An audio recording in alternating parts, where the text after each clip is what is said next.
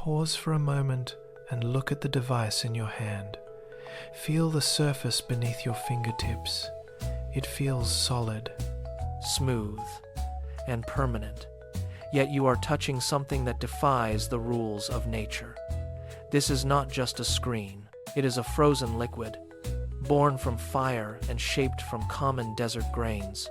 This material has been engineered to outlast empires, while remaining fragile enough to shatter under a single sharp impact.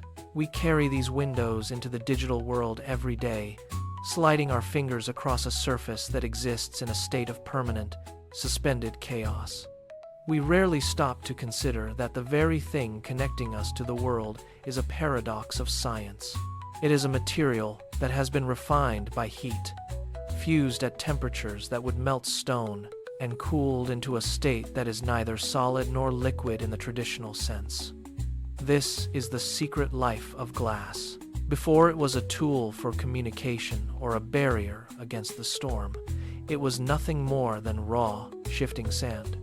The transformation from earth to invisible interface is not just a manufacturing process. It is a fundamental shift in the architecture of matter. What you are touching is a miracle of chemistry, a substance that sits on the edge of reality, waiting for us to understand the true nature of its hidden atomic life. To understand why this material behaves the way it does, we must zoom in past the smooth surface and into the atomic architecture.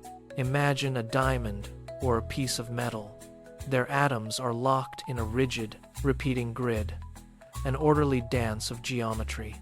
Glass is different. It is an amorphous solid. Its atoms are trapped in a state of permanent, liquid-like disorder. They never had the chance to form that repeating structure. They were frozen in place, mid-motion, caught in a chaotic, tangled web. This internal instability is the key to its existence. It is precisely why glass can be transparent, brittle, and shaped into almost any form we can imagine.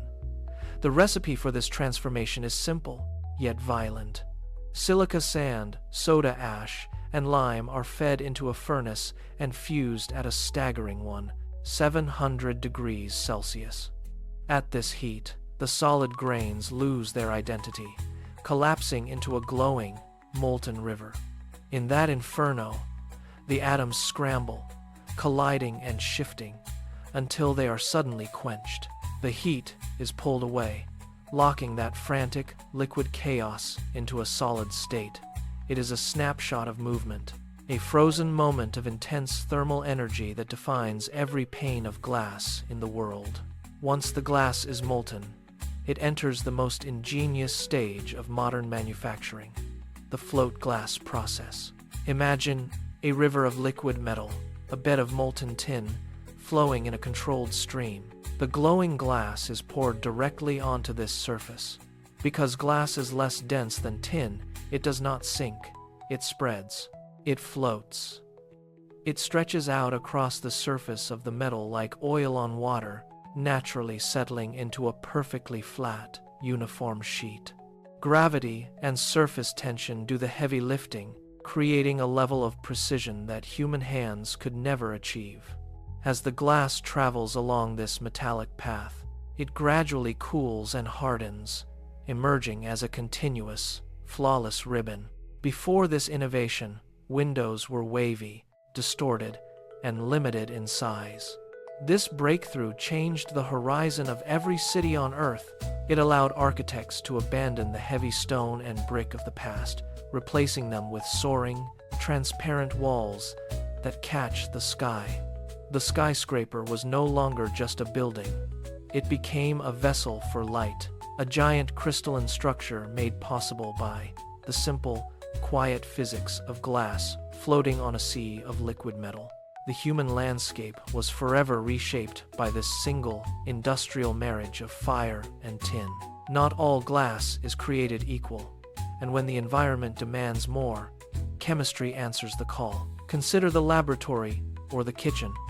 A standard pane would shatter under sudden temperature shifts, but borosilicate glass defies this fate. By introducing boron trioxide into the molten mix, Engineers create a material with a lower coefficient of expansion. It handles the transition from a freezing freezer to a scorching oven with calm indifference. It is a triumph of resilience over physical stress. Then there is the matter of safety. We look to tempered glass, a product of controlled violence. By heating a sheet to near melting and then blasting the surface with rapid, cooling air, we lock the material into a state of intense internal compression. The outer layers are squeezed tight, holding the core in a permanent, rigid grip. If an impact finally breaches this tension, the stored energy releases instantly. The result is not a cascade of dangerous, jagged blades, but a harmless pile of granular pebbles.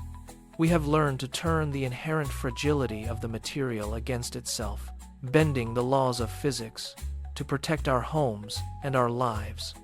Through these clever manipulations of heat and tension, we have transformed a substance known for breaking into a reliable shield for the modern world. Now, we step into the invisible frontier, where glass no longer holds our homes, but carries our world. We pull the molten material into strands, thinner than a single human hair, creating the backbone of the internet. These fiber optic cables stretch across the deepest ocean floors, pulsing with data at the speed of light. It is a paradox of scale. The vast, interconnected human knowledge base relies entirely on these brittle, microscopic threads of silica. They are shielded, buried, and protected. Yet their presence is the only thing keeping our global civilization synchronized. On a more personal level, the same principle of engineered resilience defines the device in your hand. Gorilla Glass undergoes a chemical bath, a process of ion exchange where smaller molecules are swapped for larger ones.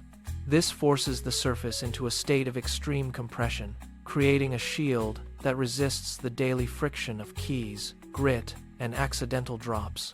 We have turned a substance born from sand into a high-tech fortress. Every search, every message, every video stream relies on these thin, transparent bridges of glass. We live in a world where our most vital links are forged from the same material that once only lined the bottom of the sea. The fragility is real, yet the connection is absolute. Ancient tools echo Earth's pull. Obsidian, or volcanic glass, was once the pinnacle of edge retention, yielding blades sharper than any modern steel scalpel. We have always looked to the fire-born rocks to carve our path forward. Now, we face a different kind of endurance. Glass is a material of extremes. Endless rebirth, quality intact. It is the perfect loop. But this resilience is a double-edged sword. When we discard it, nature struggles to reclaim it. A single bottle can take 1,000,000 years to decompose, resting in the soil as a permanent, inert witness to our era. We are left with a staggering paradox. We have mastered a substance that is both infinitely renewable and effectively eternal. Every piece of glass we cast aside today will outlast our cities, our records, and perhaps even our memory. We have created a material that captures light and connects our world, yet it demands a heavy price in time. We are no longer just using glass. We are leaving a permanent, brittle signature upon the face of the planet. Return your attention now to the palm of your hand. That device you hold, those windows shielding your home, they are not merely products of industrial might. They are the final act of a journey that begins in the desert. You are touching a frozen liquid. An amorphous solid that defies the rigid order of the natural world to grant us clarity. It is a masterpiece of atomic architecture. Every time you tap a screen, you are interacting with fire-born grains that have been engineered, melted, and cooled into a state of perfection. The scale of this achievement is immense, yet the sensation is as simple as a smooth surface under your fingertips. We have taken the Earth's most abundant, unassuming material and turned it into the lens through which we view our reality. It captures the light of the sun, protects our lives, and connects our cities. So, the next time you gaze through a pane of glass, or watch a digital image dance beneath your touch, stop. Acknowledge the transformation. Beneath the technology, beneath the polish, and beneath the science, you are looking at a miracle of the earth. It started as nothing more than sand, and it became everything we know.